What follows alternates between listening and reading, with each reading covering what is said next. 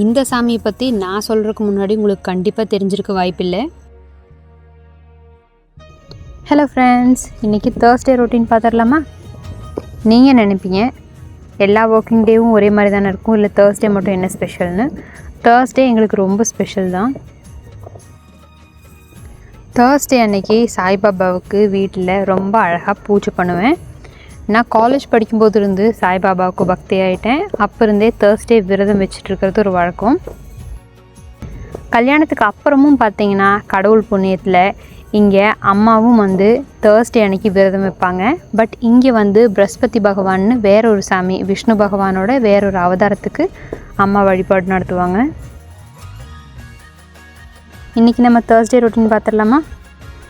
Morning எழுந்திரிச்சதுக்கப்புறமா window கிட்டே வச்சுருக்கிற பூச்செடி எப்படி இருக்குதுன்னு பார்த்துட்டு போய் அப்படியே ப்ரஷ் பண்ணிவிட்டு ஃப்ரெஷ்அப் ஆகணும். இதுதான் ஃபஸ்ட்டு வேலை.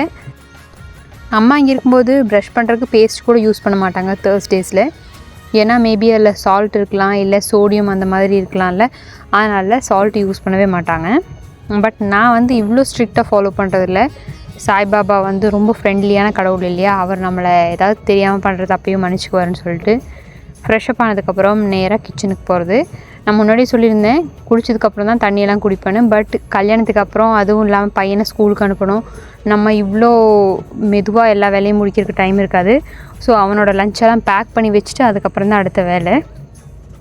ஸோ மார்னிங் ஆம்லா ஷார்ட்ஸ் இல்லைன்னா மஞ்சப்பொடி போட்டு தண்ணி, அதுவும் இல்லைன்னா இந்த மாதிரி முருங்கைக்கீரை பவுடர் இருக்குல்ல அதோட தண்ணி. ஃப்ரெஷ்ஷான முருங்கைக்கீரையே இருக்குது, அதுலேயே சூப்பு வச்சு குடிக்கலாம்.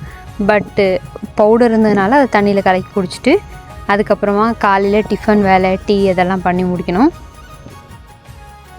இந்த மிளகா எங்கள் வீட்டில் ரொம்ப ஃபேமஸ். இதை வாங்கி உப்பை போட்டு எண்ணெயில் நல்லா ஃப்ரை பண்ணால் போதும், ரொட்டிக்குள்ளே வச்சு சாப்பிட்டுக்குவாங்க.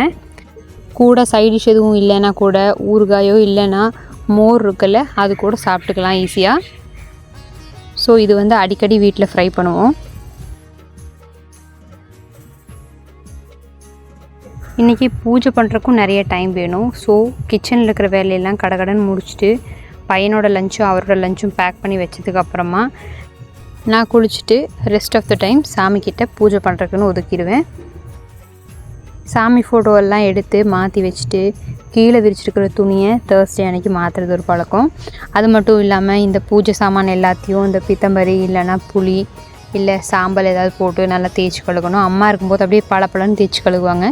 பட் நான் ஏதோ முடிஞ்ச அளவுக்கு தேய்ச்சி கழுகுவேன்.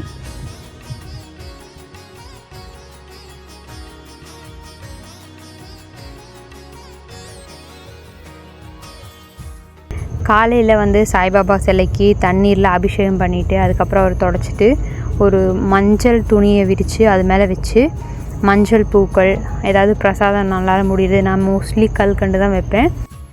அப்புறம் சந்தனம் குங்குமம் பொட்டு வச்சு அதுக்கப்புறம் சாமிக்கு தீபாதரனை காட்டுறது தான் இன்றைக்கி விசேஷம். அப்புறம் சாய்பாபா விரதத்தில் ஒரு நேரம் கண்டிப்பாக சாப்பிடணும், முழு நேரம் பட்டினி இருக்கக்கூடாதுன்னு சொல்லியிருக்காங்க. அதுக்கப்புறம் சாய்பாபா கதை இப்போ ரெகுலராக நான் படிச்சுட்ருக்கிறதுனால அந்த கதையில் சாய்பாபாவுக்கு விரதம் இருந்து வழிபாடு பண்ணுறது பிடிக்காதாமா. எப்பவும் நம்ம வயிறு நிறைய சாப்பிடணும், அப்போ தான் கடவுளோட அருள் கிடைக்கும் அப்படின்னு சொல்லப்பட்டிருக்கு. அதனால் நான் இப்போ விரதத்தை விட்டுட்டேன். பட் பூஜையை எவ்ரி தேர்ஸ்டே கண்டினியூ பண்ணுறேன். தேர்ஸ்டே அன்றைக்கி பூஜை பண்ணுறதுக்கு கொஞ்சம் எக்ஸ்ட்ரா டைம் வேணும். பட் இதே நாளில் நமக்கு வேலையும் கொஞ்சம் கம்மியாக இருக்கும். இந்த நாளில் வீடு கூட்டிக்கலாம், பட் துடைக்கக்கூடாது, ஒற்றை அடிக்கக்கூடாது, வீடு துடைக்கக்கூடாது, சோப்பு தேய்ச்சி குளிக்கக்கூடாது, நெயில் கட் பண்ணக்கூடாது, முடி வெட்டக்கூடாதுன்னு நிறைய ரூல்ஸ் இருக்குது. இதெல்லாம் ஃபாலோ பண்ணணும். நான் சாய்பாபாவுக்கு பூஜை பண்ணும்போது எல்லா சாமியோட ஃபோட்டோவும் தொடச்சி சுத்தம் பண்ணி சாமி கும்பிட்டுருவேன். பட் அம்மா இருந்தாங்கன்னா பிரகஸ்பதி பகவானுக்கு தனியாக பூஜை பண்ணுவாங்க. அந்த நாளில் பிரகஸ்பதி பகவானோட கதையை படிக்கணும். வீட்டில் இருக்கிறவங்க எல்லோரும் அந்த கதையை உட்காந்து கேட்கணும்னு இருக்குது. பிரகஸ்பதி பகவான் அப்படிங்கிறது பார்த்திங்கன்னா விஷ்ணு பகவானோட ஒரு அவதாரம். வாழை மரத்தில் அவதாரம் எடுத்து வந்தார் அப்படின்னு ஒரு கதை இருக்குது. அதனால் வாழை மரத்துக்கு இன்றைக்கி பூஜை பண்ணுவாங்க. அண்டு வாழைப்பழம் சாப்பிடக்கூடாது, வாழை மரத்தை வெட்டக்கூடாது, வாழை இலையை எடுக்கக்கூடாது, அந்த மாதிரி எல்லாம் நிறைய ரூல்ஸ் இருக்குது. அம்மா இதெல்லாம் கரெக்டாக ஃபாலோ பண்ணுவாங்க. பட் நம்ம தெரியாமல் பனானா சாப்பிட்டோன்னா கூட விரதம் வச்சவங்க இந்த மாதிரி எந்த ரூல்ஸையும் மீறி நடந்துக்கூடாதான்.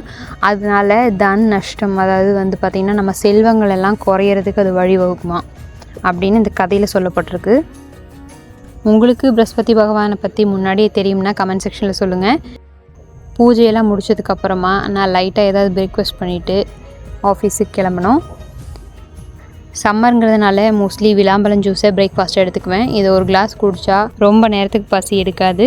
நெக்ஸ்ட் ஒரு இன்ட்ரெஸ்டிங்கான வீடியோவில் பார்க்கலாம். வீடியோ பிடிச்சிருந்ததுன்னா லைக், ஷேர் அண்ட் சப்ஸ்கிரைப் கண்டிப்பாக பண்ணுங்கள். நெக்ஸ்ட் வீடியோவில் பார்க்கலாம். பாய்.